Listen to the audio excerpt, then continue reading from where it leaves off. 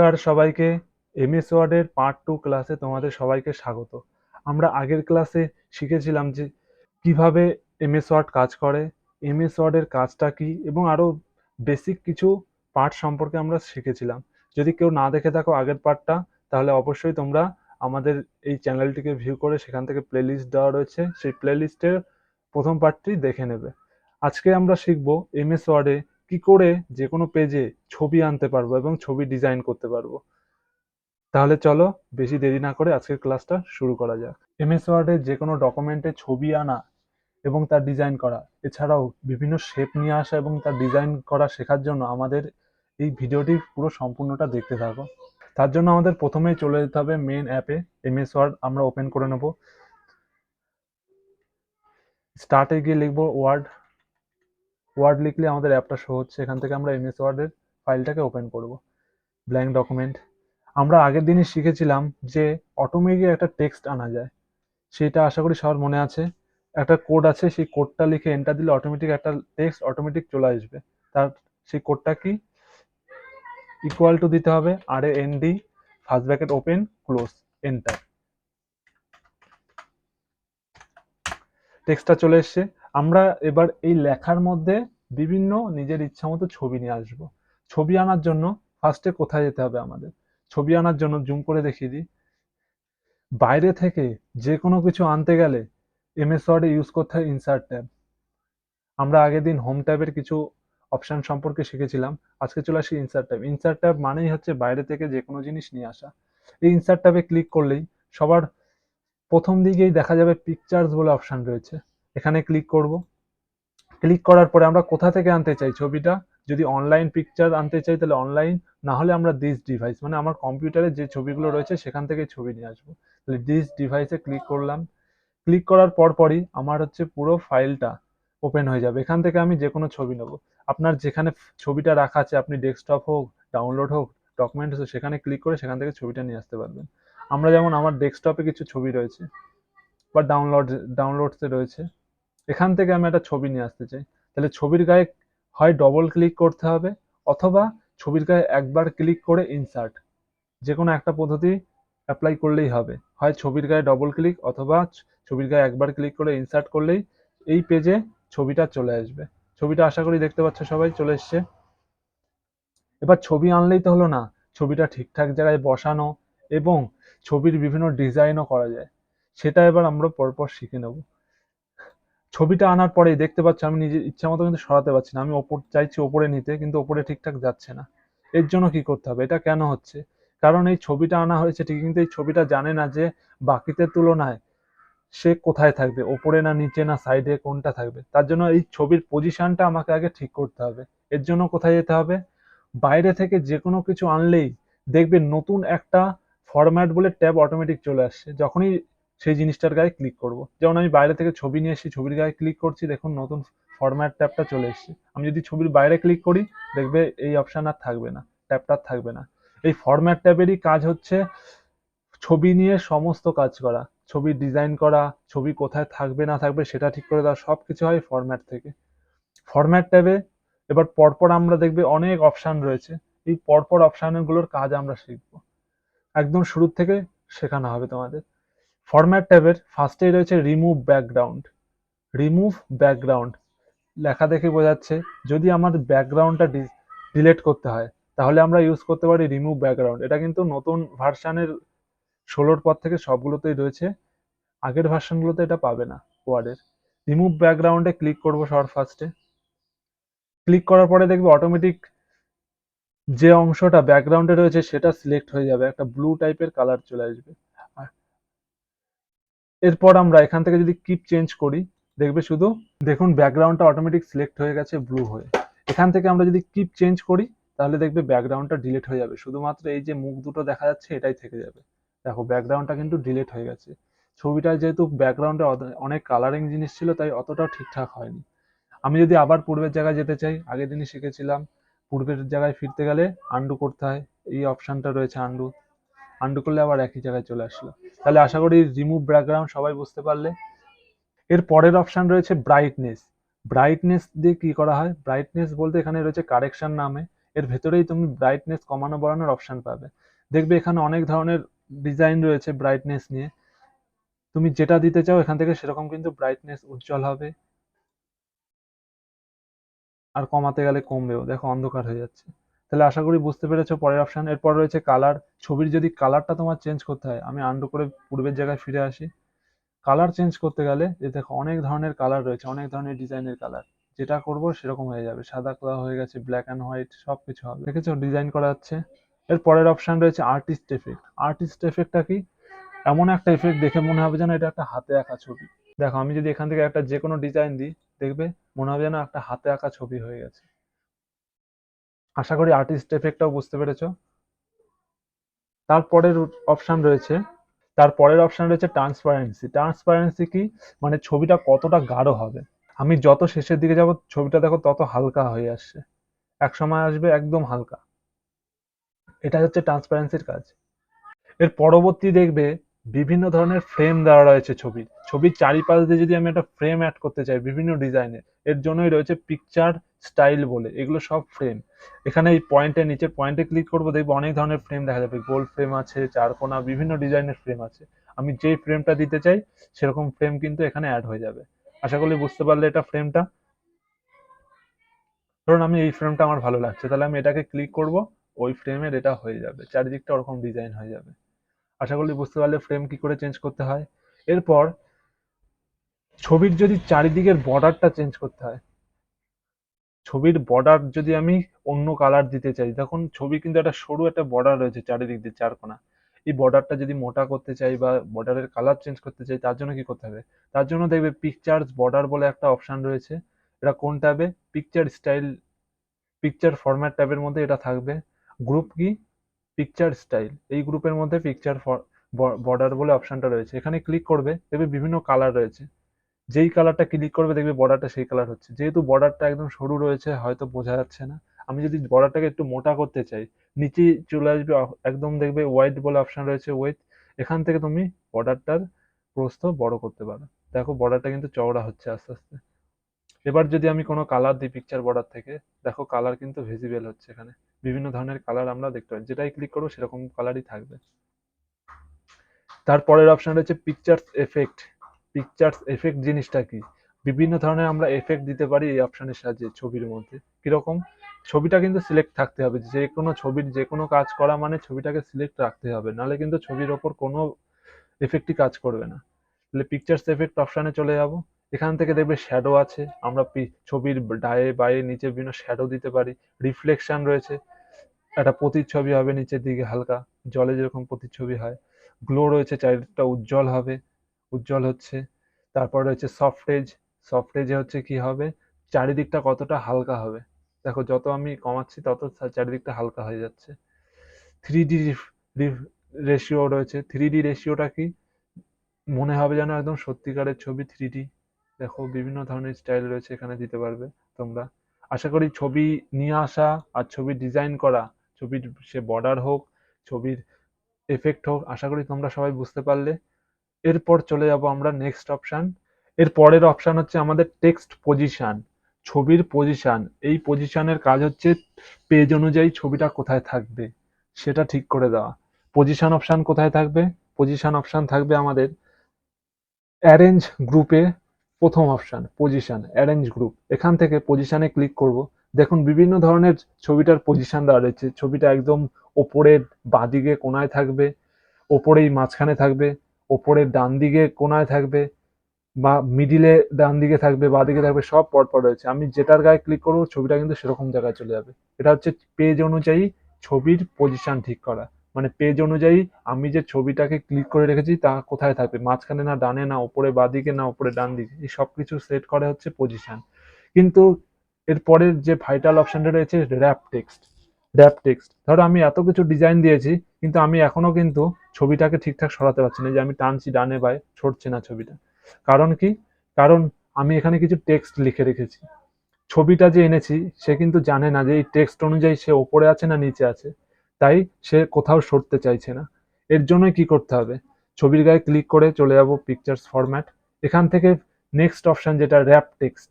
Rap টেক্সটের কাজ হচ্ছে টেক্সট অনুযায়ী আমি যাকে সিলেক্ট করে রেখেছি সে কোথায় থাকবে, টেক্সটের নিচে না টেক্সটের ফন্টে না বিসাইড না চারিদিক দিয়ে, সবকিছু ঠিক করা হচ্ছে র্যাপ টেক্সট। পজিশনের কাজ পেজ অনুযায়ী যাকে সিলেক্ট করেছি তার অবস্থান ঠিক করা, আর র্যাপ টেক্সটের কাজ লেখা অনুযায়ী তার অবস্থান ঠিক করা। এখানে ক্লিক করলে দেখবে স্কোয়ার আছে, স্কোয়ার মানে চারকোনা ভাবে চারিদিক দিয়ে লেখাগুলো থাকবে, ছবির চারিদিক দিয়ে। স্কোয়ারে ক্লিক করলে যে কোনো একটা আমি যদি এখান থেকে পজিশন দিই, স্কোয়ারটা দিই, এবার যদি আমি ছবিটাকে টেনে সরাই, ড্র্যাগ করে নিয়ে যাই, দেখো এখন কিন্তু সরছে। আর দেখো চারিদিক দিয়ে চারকোনা ভাবে লেখাগুলো তাকে ঘিরে রেখেছে, কোনো লেখা কিন্তু ওপরে বা নিচে আটকা পড়ে নেই। এটাই হচ্ছে স্কোয়ারের কাজ। এখান থেকেই আরো যে পরবর্তী অপশনগুলো রয়েছে, টাইট। টাইট মানে চারিদিক দিয়ে লেখাগুলো অনেকটা টাইট ভাবে লেগে থাকবে, দেখো অনেকটা টাইট ভাবে লেগে গেছে। এর পরবর্তী option top and bottom. Top and bottom মানেই বোঝা যাচ্ছে হয় ওপরে থাকবে নয়তোবা নিচে থাকবে, মানে সরাসরি কোনো লেখা থাকবে না। এরকম দেখো আমি টপ অ্যান্ড বটনে ক্লিক করলাম, কিছু লেখা ওপরে আছে কিছু লেখা নিচে আছে, এই পাশাপাশি কিন্তু কোনো লেখা নেই। এটা হচ্ছে টপ অ্যান্ড বটমের কাজ।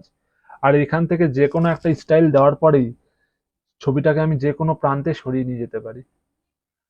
দেখো সোজাসুজি কিন্তু কোনো লেখা নেই, কিছু লেখা ওপরে আছে কিছু লেখা নিচে আছে, এটাই হচ্ছে করাচ্ছে কি এটা top and bottom. Behind text. Behind text মানে লেখার পেছনে যাবে ছবিটা।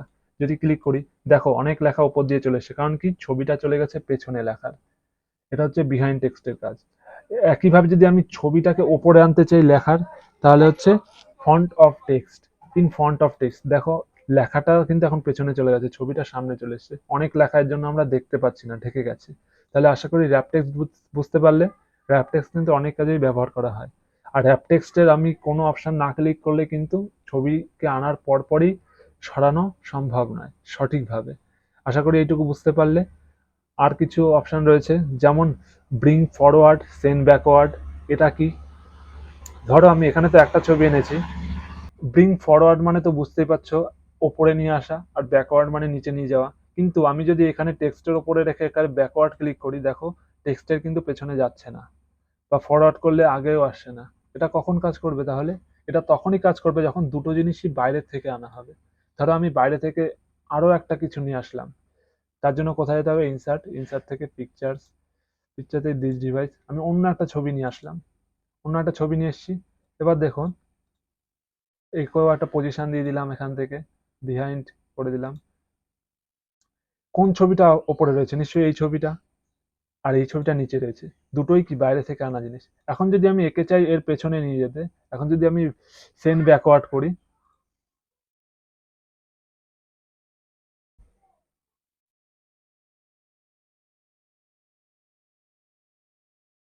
দেখো এখন যদি আমি সেন্ড ব্যাকওয়ার্ড করি, ফরওয়ার্ডে রয়েছে, দেখো নিচে চলে যাচ্ছে।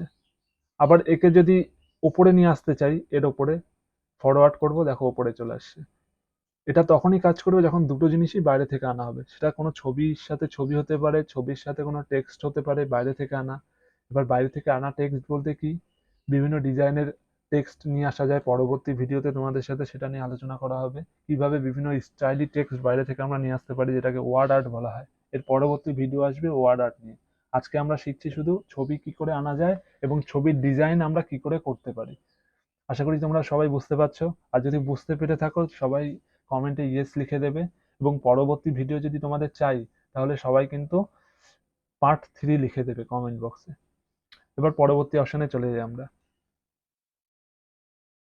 তাহলে আশা করি বুঝতে পারলে ব্রিং ফরওয়ার্ডের কাজ দুটো জিনিসই যখন বাইরে থেকে আনা হবে, কোনো একটা জিনিসকে ওপরে নিয়ে আসা, আর ব্যাকওয়ার্ডের কাজ নিচে নিয়ে যাওয়া, তাই তো? সিলেকশন প্যানেল, আমি কাকে কাকে সিলেক্ট করে রেখেছি সেটা এখান থেকে দেখা যায়। সিলেকশন প্যানেল ক্লিক করলেই সাইডে কিছু অপশন চলে আসবে। দেখো ছবি, কটা ছবি রাখা রয়েছে? দুটো ছবি। আমি যেটার গায়ে ক্লিক করব সেটা সিলেক্ট হয়ে যাবে। এটা খুব বেশি একটা কাজে লাগে না, কারণ আমি এখানে গায়ে ক্লিক করলেই অটোমেটিক সিলেক্ট হয়ে যায়। আশা করি সিলেকশন প্যানেলটা বুঝতে পারলে। এর পরবর্তী অপশন রয়েছে এলিগান অবজেক্ট। এলিগান অবজেক্টটা কি? এলিগান অবজেক্টটা হচ্ছে আমরা যখন লেখা নিয়ে কাজ করেছিলাম, শিখেছিলাম এই হোম ট্যাবেই, এখানে ছিল এলিগান বলে। একটা লেখা হচ্ছে পেজের বাঁ দিক থেকে হবে না পেজের মাঝখান থেকে হবে না ডান দিক থেকে হবে না ওপর থেকে হবে না নিচ থেকে হবে, এটা ঠিক করার জন্য আমরা এটা ইউজ করেছিলাম। একইভাবে এই যে ছবিটা, ছবিটা পেজের বাঁ দিকে চেপে থাকবে না মাঝখানে থাকবে না ডান দিকে চেপে থাকবে না ওপরে থাকবে না নিচে থাকবে, এটা সেট করা হয় পিকচার ফরম্যাট থেকে। এলিগান অপশন, এলিগান কিন্তু এখন নতুন ভার্সনে লেখা থাকবে না, তোমাকে ছোট্ট একটা সিম্বল দেওয়া থাকবে এলিগানের। আশা করি তোমরা সবাই দেখতে পাচ্ছ। এখানে ক্লিক করব। প্রথম অপশন হচ্ছে এলিগান লেফট। লেফট মানে বোঝা যাচ্ছে লেফট, দেখো লেফট চেপে গেল ছবিটা, যেটা সিলেক্ট করা থাকবে সেটাই কিন্তু যাবে। আমি যদি এলিগান থেকে সেন্টার করি, দেখো মাঝখানে চলে আসছে ছবিটা। এলিগান থেকে যদি আমি রাইট করি, রাইটে চেপে যাচ্ছে। এলিগান থেকে যদি আমি টপ করি, দেখো ওই বরাবরই টপে উঠে গেল। এলিগান থেকে যদি মিডিল করি, মিডিলে চলে আসবে ওই বরাবর। বটম করলে একদম নিচে চলে যাবে। এটা হচ্ছে এলিগানের কাজ। আশা করি বুঝতে পারলে। আমাদের এই সব কিছুর টেক্সট ফরম্যাটেও কিন্তু আমরা রেডি করা রয়েছে। আমরা তোমাদের ডেসক্রিপশনে এই লিঙ্ক দিয়ে দেবো একটা পিডিএফ এর। এখান থেকে কিন্তু আমাদের এই যে সবকিছু ডিটেলস গুলো তোমরা সংগ্রহ করতে পারবে। আজকে আমরা যা যা শিখেছি সবকিছু কিন্তু এখানে লিস্ট আকারে রয়েছে। Remove background, colour change, rotate করা, ছবির style, picture shape, picture border, picture effect, সব কিন্তু এখানে রয়েছে। তোমাদের নোটস আকারে রয়েছে। তোমরা যদি চাও তাহলে কমেন্টে লিখে দাও যে হ্যাঁ চাই আমাদের। এবার আমরা চলে আসি আমাদের পরবর্তী অপশানে। এর পরবর্তী যেটা রয়েছে, একটু আগেই বললাম, রোটেট অপশান। ছবিটাকে ধরো তুমি চাও ঘোরাতে, ঘুরিয়ে রাখতে, এইভাবে তোমার লাগবে না, অনেক সময় এটা কাজে লাগে। ছবিটাকে যদি আমাদের ঘোরাতে হয়, এর পরবর্তী নিচে চলে আসছে রোটেট অপশান। রোটেটে ক্লিক করব, কত ডিগ্রি অ্যাঙ্গেলে ঘোরাতে চাই। এটা 90 ডিগ্রি লেফটে না 90 ডিগ্রি রাইটে, দেখো ঘুরে যাচ্ছে অটোমেটিক। ওপর থেকে নিচে বিপরীত করে দেবো না নিচ থেকে ওপরে বিপরীত করে দেবো, সবকিছু কিন্তু এখান থেকে হবে রোটেট। রোটেটের কাজ হচ্ছে যেটাকে সিলেক্ট করে রেখেছি সেটাকে ঘোরানো। তারপর তারপরে রয়েছে সাইজ আর ক্রপ অপশন। ক্রপ মানে ধরো আমি যে ছবিটা সিলেক্ট করে রেখেছি, এখান থেকে যে দুইজন ব্যক্তি রয়েছে তাদেরকেই রাখতে চাই, বাকি অংশটুকু কেটে মুছে দিতে চাই। তাহলে বাকি অংশটুকু, কোনো একটা ছবির কোনো অংশ যদি কেটে বাদ দিতে হয়, সেটা ইউজ করতে হয় ক্রপ অপশন থেকে। আগে সিলেক্ট করতে হবে যাকে আমি কাটতে চাই। সিলেক্ট করার পরে ক্রপ অপশনে ক্লিক করব। দেখবে কিছু পয়েন্ট চলে এসে চারিদিকে কালো পয়েন্ট, এগুলো যদি আমি টেনে নিয়ে আসি বিপরীত দিকে, মানে যতটা আমি রাখতে চাই শুধু সেইটুকুই রেখে দেবো। টেনে ছোট করে দিলাম। এবার যদি বাইরে ক্লিক করি, দেখবে বাকি অংশটুকু নেই। যতটুকু রেখে দিয়েছিলাম মাঝখানে সেইটুকুই রয়েছে, বাকি অংশটুকু কিন্তু নেই, ডিলিট হয়ে গেছে। এটাই কাজ করে ক্রপ। যে কোনো অংশকে আমরা ছোট করে কেটে বাদ দিয়ে দিতে পারি ক্রপ অপশন থেকে। তারপর নেক্সট অপশন রয়েছে সাইজ, পিকচার সাইজ। ছবির সাইজ কি করে ঠিক করতে পারি আমরা। ধরো তুমি জানো যে আমার এই যে আমি ডকুমেন্টটা বানাচ্ছি, এখানে এত সাইজের একটা ছবি দিতে হবে, কিন্তু আমি যখন ছবি নিয়েছি এর তো আমি নির্দিষ্ট মাপ জানি না, কত মাপের রয়েছে।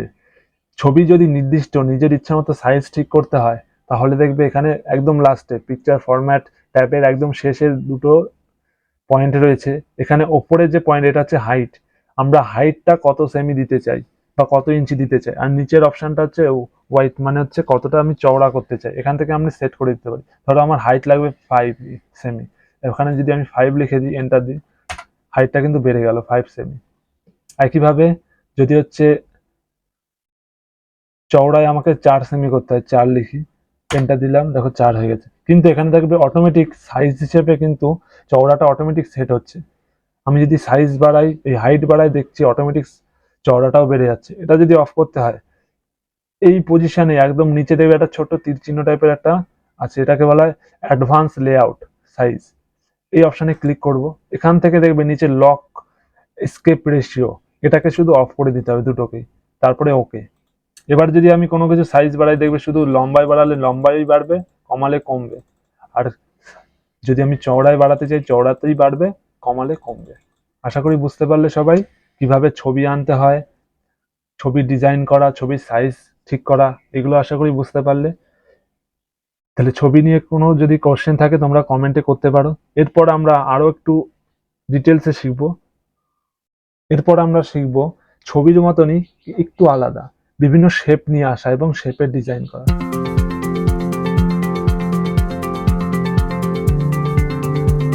কি করব তাহলে, আমি ছবিগুলো ডিলিট করে দিই। এবার আমরা শেপ নিয়ে আসবো বিভিন্ন ধরনের। কোনো ছবি নয়, শেপ নিয়ে আসতে চাই।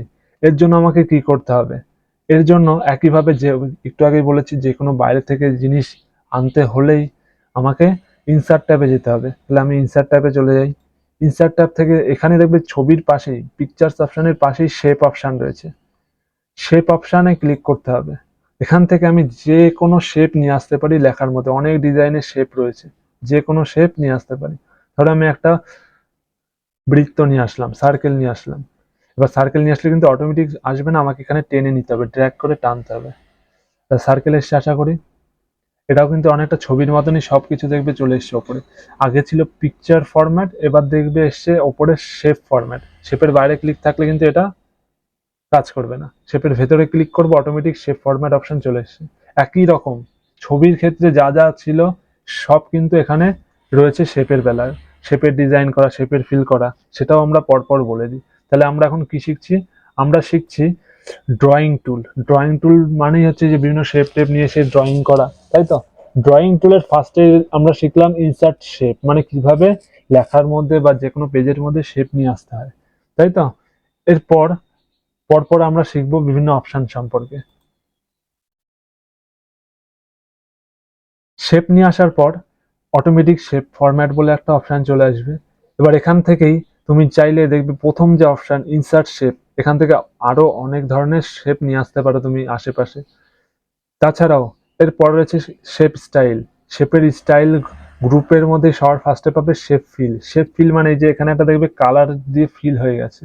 আমি যদি চাই অন্য কালার দিয়ে ফিল করতে, বা চাই কোনো কালারই দেবো না, ফিল করার লাগবে না, তাহলে আমরা শেপ ফিল অপশন থেকে নো ফিল যদি করি, তাহলে দেখবে কোনো কালার থাকছে না। আর যদি আমি কোনো কালার এখান থেকে ইউজ করি, দেখবে সেই কালারটা দিয়ে ফিল হবে। ফিল মানেই কি? ভেতরে যেটা দিয়ে ভরাট হবে, তাই তো? শেপের ভেতরটা কি কালার হবে। নো ফিল করলে লো ফিল অফ করতে পারি। এর পরবর্তী অপশন রয়েছে পিকচার। পিকচার মানে কিন্তু আমরা ছবি দিয়েও কিন্তু শেপের ভেতরটা ফিল করতে পারি। কিরকম ভাবে? তার জন্য আমাকে পিকচার অপশনে ক্লিক করতে হবে। ফ্রম এ ফাইল, ফাইল থেকে নিতে চাই, এবার যে ছবিটা নিতে চাই সেই ছবিটাকে ক্লিক করব। দেখো, ভালো লাগছে দেখতে? শেপের ভেতরে কিন্তু সেই ছবিটা চলে এসছে। আশা করি বুঝতে পারলে কিভাবে শেপের ভেতরে ছবি নিয়ে আসা যায়, বোঝা গেল আশা করি সবার। এরপর হচ্ছে শেপ আউটলাইন।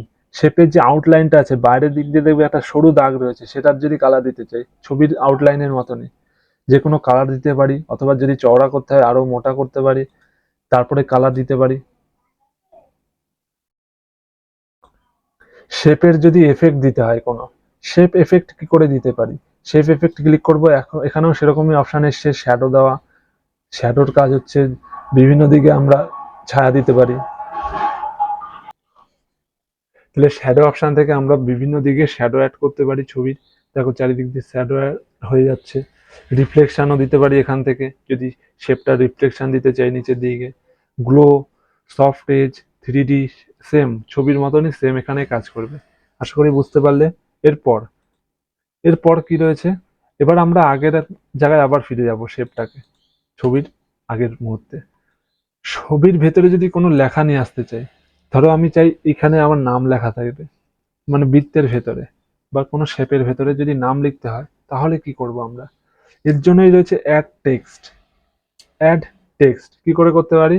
এর জন্য আমাকে ছবির বা শেপের গায়ে ক্লিক করে রাইট ক্লিক, রাইট ক্লিক থেকে অ্যাড টেক্সট অপশন রয়েছে, ক্লিক করলে দেখবেন উপরে একটা কার্সর চলে এসছে। এবার আমি যা ইচ্ছা তাই লিখতে পারি।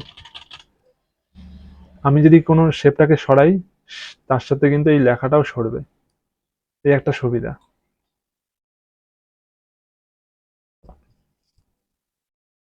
যেহেতু আমি শেপের ভেতরে লেখা নিয়ে চলে এসেছি, দেখবে এখানে ওয়ার্ড আর্ট স্টাইল অটোমেটিক চালু হয়ে গেছে।